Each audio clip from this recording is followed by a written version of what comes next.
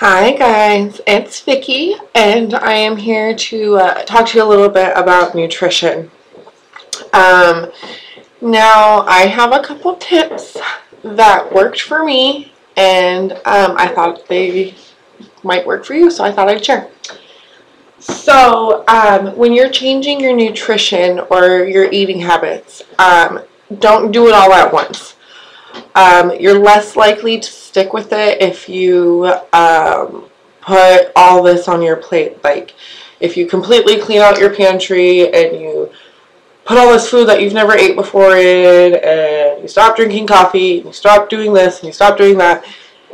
Yeah, it's going to work, but you're less likely to stick with it unless you slowly ease yourself in.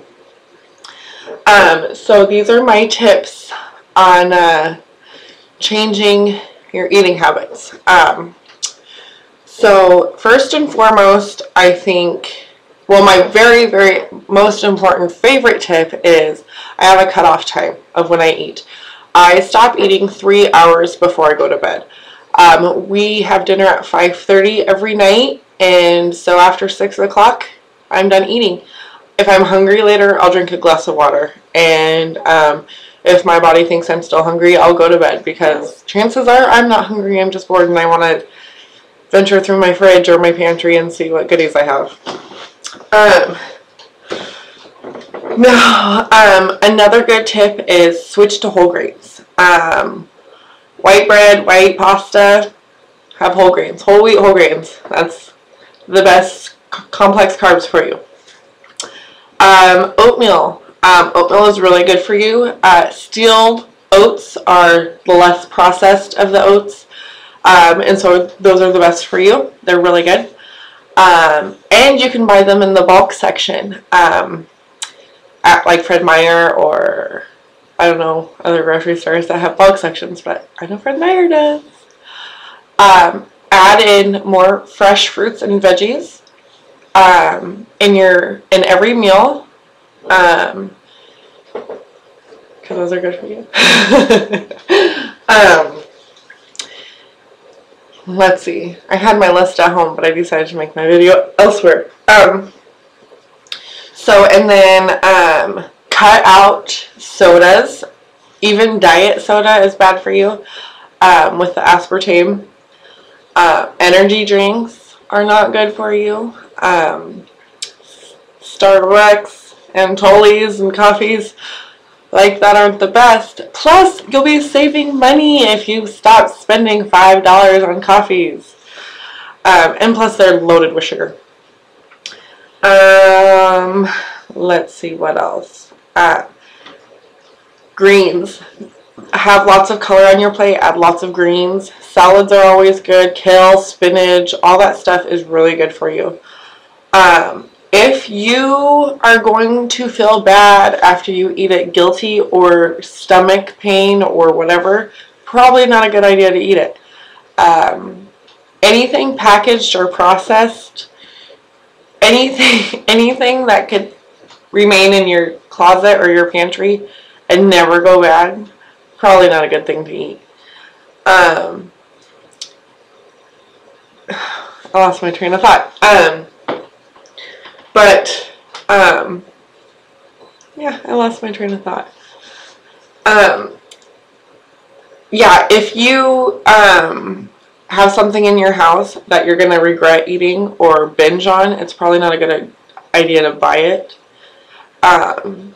Like if you think you need a late night snack of Twinkies, just don't buy them. Drink lots of water. Drink half your weight in ounces a day of water. Eat every 2 to 3 hours. That's good for your metabolism. Let's see what else there is. I know I'm forgetting a ton of them because I'm just doing this video off the whim. But like I said, don't do all these things at once. Do them gradually. Like if your big thing is you drink 4 sodas a day, and you don't eat that well, why don't you work on the sodas first and cut down to 2 a day, and then the next week cut down to 1 a day, and then the week after maybe it's every other day that you have a soda. And then once you get the soda out of the way, then you could start adding in other things, you know.